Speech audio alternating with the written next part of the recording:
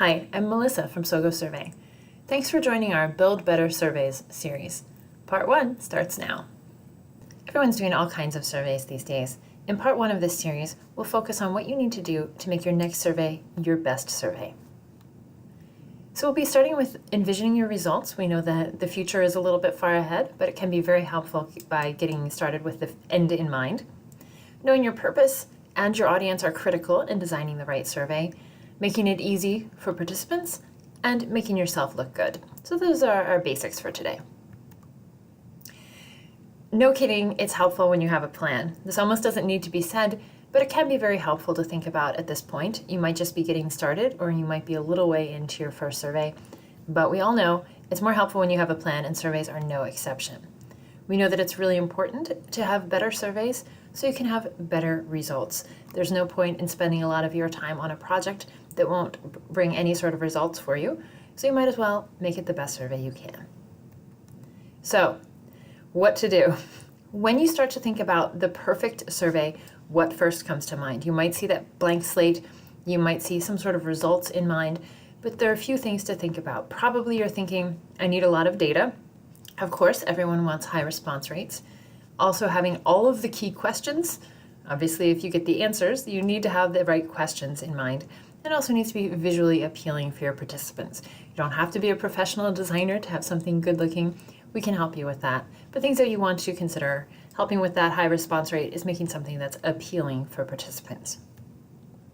So again, cannot say it enough, there needs to be a plan. If you've got some goals, if those are your top 3 goals, or if you have different goals, make sure you have a plan to get yourself started. And these 5 steps should help. So first question is, what is your goal? What kind of a report are you looking for as you're setting down your outline, setting down your plans, setting down your questions? What is it that you'd like to achieve? If there's some sort of decision you'd like to come to, maybe you're choosing between 2 different ad campaigns or products, maybe you're trying to connect with a certain group to understand their engagement level. What is the information that you need in order to make this survey project successful? When you're able to figure out the results, even in advance of knowing the answers, you need to know what you need to know before you start asking questions. Next question is, what's the purpose? What is exactly the intention? What do you hope to achieve while you're running the survey? What is the point in general? If you're just running a survey just to run a survey, it's probably not a good plan. But if you're trying to achieve some specific objectives, whether it's to connect with your audience, to start to build a baseline, to have a greater understanding of their needs or their concerns perhaps, you need to be able to define that purpose both for yourself and for your participants. This will come through very clearly in your survey. If people don't know exactly what you have in mind, they're less likely to participate. So that hurts your response rates. Knowing the audience is also totally critical, both in building response rates and crafting the right questions.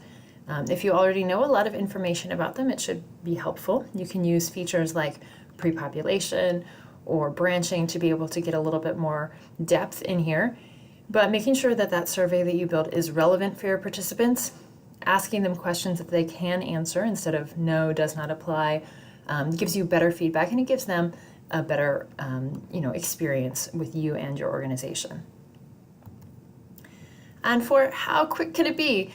If you ever say to people, can you give me 5 minutes? That's totally fine. But when you start to say, can you give me 55 minutes or 2 hours? That can be a significant challenge for people and a strain on their schedule. So everyone's got a short attention span. Everyone's got a tight calendar. So be respectful of people's time. Be clear on what you're trying to accomplish. Ask the minimum number of questions possible and be done with it. So leave a positive experience, but also something that's not too challenging for them. And finally, look good. It's not just that looks are the most important thing, but you are creating an impression of your organization, whether it's your brand that you're pushing forward, whether it's certain ideas or plans that you have, products, services.